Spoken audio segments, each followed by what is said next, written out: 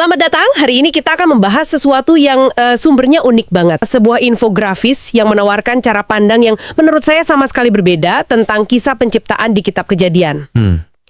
Sejujurnya, ya banyak orang, termasuk saya, sering punya pertanyaan soal cerita ini. Misalnya yang paling klasik loh. Coba yang mana tuh? Gimana bisa ada terang di hari pertama kalau matahari, bulan, dan bintang itu baru diciptakan di hari keempat? Rasanya kan kayak ada yang nggak berurutan gitu. Pertanyaan itu wajar sekali, dan sebenarnya pertanyaan itulah yang jadi pintu masuk ke pemahaman yang ditawarkan infografis ini. Oh, oke. Apa yang akan kita bahas ini adalah sebuah cara membaca teks yang mungkin, ya nggak biasa bagi sebagian orang. Ini bukan soal benar atau salah secara ilmiah, tapi ini pendekatan sastra. Pendekatan sastra ya. Betul. Kita akan coba melihat teks ini sebagai sebuah karya yang dirancang dengan sangat cerdas, bukan sebagai laporan laboratorium. Tujuannya bukan untuk mendebat sains, tapi untuk memahami pesan dan keindahan struktur di balik narasi itu sendiri. Oke, jadi kita singkirkan dulu kacamata sains, kita pakai kacamata sastra. Saya suka itu. Nah, infografis ini langsung menyajikan sebuah ide besar. Langsung ke intinya ya. Iya, alih-alih 6 hari yang berurutan, kayak anak tangga, gambar ini membaginya jadi 2 kolom paralel. Hari 1, 2, 3 di satu sisi, dan hari 4, 5, 6 di sisi lain. Bisa Anda jelaskan apa maksud pembagian ini? Tentu. Nah, ini inti dari semuanya. Infografis ini mengusulkan kalau 6 hari itu bukanlah kronologi linier, tapi lebih ke struktur tematik. Struktur tematik? Bayangkan begini, 3 hari pertama itu tentang pembentukan ranah atau penciptaan ruang. Oke, ruang. Sedangkan 3 hari berikutnya adalah tentang pengisian ranah tersebut. Jadi ada fase membangun panggung dan ada fase memasukkan para aktor.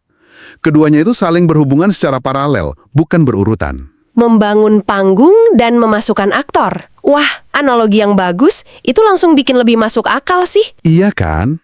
Jadi ini bukan sekedar daftar kejadian, tapi lebih seperti seorang arsitek yang merancang denah bangunan dulu sebelum mengisi perabotannya. Tepat sekali. Mari kita ambil contoh masalah yang Anda sebutkan di awal tadi. Soal terang sebelum matahari itu. Betul. Kalau kita pakai kerangka ruang dan pengisi ini, masalah itu justru jadi bukti keindahan strukturnya. Coba kita lihat hari ke-1 dan hari ke-4. Bukan sebagai urutan, tapi sebagai pasangan. Oke, saya lihat di infografisnya. Hari ke-1 diberi label terang gelap. Hari ke-4 itu matahari, bulan, bintang. Nah, gimana pasangan ini bekerja? Gini cara kerjanya. Di hari ke-1, yang diciptakan itu bukanlah sumber cahaya fisik, melainkan konsep atau ranah dari waktu itu sendiri. Konsep waktu. Iya, dengan memisahkan terang dari gelap, narasi ini menciptakan fondasi dari siang dan malam. Ini adalah penciptaan ruang temporal. Nah, setelah ruang waktu ini ada, baru di hari ke-4, ruang tersebut diisi. Diisi. Apa pengisinya? Ya matahari untuk menguasai siang, lalu bulan dan bintang untuk menguasai malam.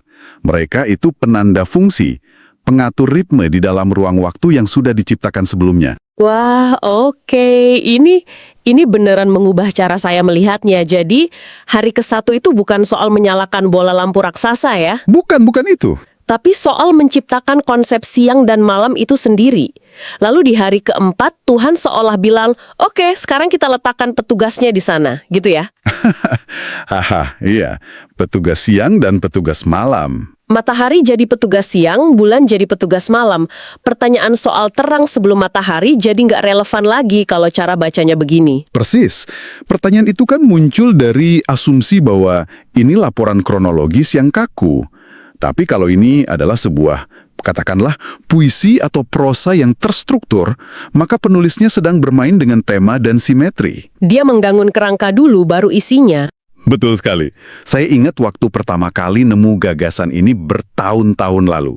Rasanya kayak menemukan kunci tersembunyi untuk sebuah teks yang saya kira sudah saya pahami. Tiba-tiba, pertanyaan-pertanyaan lama yang mengganjal, itu jadi nggak masalah lagi. Saya bisa merasakan itu sekarang. Oke, kalau polanya memang begitu, pasangan antara ruang dan pengisi, berarti hari kedua dan hari kelima juga harusnya punya hubungan yang sama, kan? Seharusnya begitu. Mari kita lihat. Di hari kedua tertulis langit dan air. Lalu pasangannya hari kelima adalah burung-burung dan ikan. Benar. Coba Anda jelaskan bagaimana pola itu bekerja di sini, berdasarkan pemahaman tadi. Oke, saya coba ya. Di hari kedua, terjadi pemisahan lagi. Ada ruang yang diciptakan di atas, yaitu langit atau cakrawala, dan ada ruang di bawah, yaitu perairan. Jadi ada dua ranah besar yang terbentuk, udara dan lautan. Betul. Lalu, kalau mengikuti logikanya, di hari kelima, kedua ranah kosong ini diisi. Ranah langit diisi oleh burung-burung, dan ranah perairan diisi oleh ikan dan makhluk laut lainnya. Sempurna. Pengisinya beneran cocok banget sama ruangnya. Pasang-pasangannya rapi sekali kan? Rapi banget. Kelihatan sekali kalau penulisnya memikirkan betul strukturnya, bukan asal tulis. Ada sebuah keseimbangan yang disengaja antara pembentukan dan pengisian, antara ranah dan para penghuninya. Ini bukan kebetulan. Ini ciri khas karya sastra yang dipikirkan matang. Dan ini pasti berlanjut ke pasangan terakhir, hari ketiga dan hari keenam. Pasti. Di hari ketiga, daratan yang kering dimunculkan dari air dan langsung diberi dasar kehidupan berupa tumbuh-tumbuhan. Jadi, ruang yang diciptakan adalah darat. Lalu di hari keenam, ruang darat ini, tentu saja diisi dengan penghuninya, binatang darat, dan puncaknya, manusia. Lagi-lagi polanya konsisten dan pas banget. Dan coba perhatikan, ada detail menarik di situ. Di setiap tahap pengisian, ada semacam penugasan atau fungsi. Maksudnya? Benda-benda penerang di hari keempat ditugaskan untuk mengatur waktu. Burung dan ikan di hari kelima diperintahkan untuk berkembang biak dan memenuhi langit dan lautan. Dan manusia di hari keenam diberi mandat untuk mengelola atau berkuasa atas ciptaan lainnya di darat. Oh, ya, jadi bukan sekedar menaruh barang di dalam kotak. Bukan. Ini tentang menempatkan fungsi, tujuan, dan kehidupan di dalam setiap ranah yang telah dibentuk dengan cermat. Oke, jadi strukturnya indah, simetris, dan logis kalau dilihat dari sudut pandang sastra ini. Tapi ini membawa kita ke pertanyaan yang lebih besar. Kenapa? Kenapa penulisnya bersusah payah menyusun cerita ini dengan struktur yang begitu rapi? Apa sebetulnya pesan yang mau dia sampaikan? Nah, itu pertanyaan intinya. Dan infografis yang Anda bagikan ini menyimpulkannya dengan sangat jelas di bagian bawah. Oh ya? Ada satu kalimat besar yang jadi kesimpulan dari semua ini. Iya, saya lihat di sini. Tertulis dengan huruf besar, artinya Tuhan mencipta dengan keteraturan, bukan acak. Jadi seluruh arsitektur narasi ini dibangun untuk menyampaikan satu pesan teologis yang kuat ini. Tepat. Pesannya adalah bahwa alam semesta, menurut narasi ini, tidak lahir dari kebetulan, kekacauan, atau konflik. Ia didirikan di atas prinsip keteraturan, kebijaksanaan, dan sebuah desain yang harmonis. Setiap bagian punya tempatnya. Betul, dan untuk memahami betapa radikalnya pesan ini, kita harus ingat siapa audiens pertama yang mendengar cerita ini ribuan tahun yang lalu. Maksud Anda, ini bukan pesan untuk kita di abad ke-21, tapi untuk mereka di zaman itu. Pesan ini untuk semua, tapi dampaknya akan sangat berbeda bagi mereka. Bayangkan, mereka hidup di dunia yang dikelilingi oleh bangsa-bangsa lain dengan mitos penciptaan mereka sendiri. Oke. Misalnya, mitos penciptaan Babilonia yang sangat terkenal, Enuma Elish. Dalam cerita itu, dunia diciptakan dari hasil pertempuran brutal antar dewa. Pertempuran. Iya, dewa utama mereka, Marduk, membunuh dewi kekacauan bernama Tiamat, lalu membelah jasadnya jadi dua untuk menciptakan langit dan bumi. Manusia diciptakan dari darah dewa lain yang dikalahkan, tujuannya cuma untuk jadi budak para dewa. Wow, itu brutal dan kelam banget. Dunia lahir dari kekerasan dan mayat dewa. Sangat brutal. Dan itu adalah cara pandang dunia mereka. Alam semesta pada dasarnya kacau, penuh kekerasan. Dan manusia itu produk sampingan yang nggak penting. Oke. Nah, sekarang bayangkan Anda adalah orang Israel kuno yang mendengar cerita-cerita seperti itu. Lalu Anda mendengar narasi dari kitab Kejadian. Pasti beda banget rasanya. Beda sekali. Tidak ada perang antar dewa. Tidak ada kekerasan kosmik. Yang ada adalah satu Tuhan yang berdaulat, yang dengan tenang, teratur, dan artistik menciptakan dunia melalui firman-Nya. Hari demi hari, dengan pola yang indah.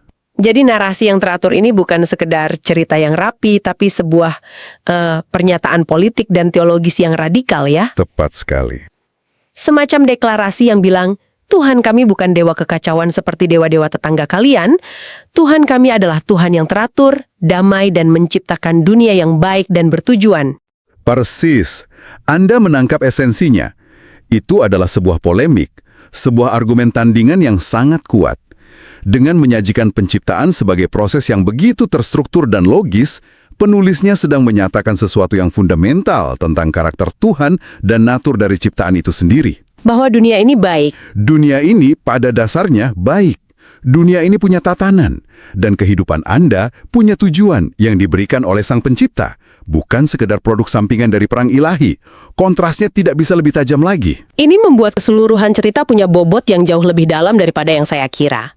Jadi fokus pada apakah urutannya benar secara ilmiah, itu sebenarnya melewatkan pesan utamanya ya. Benar sekali, melewatkan pesan teologis tentang keteraturan versus kekacauan.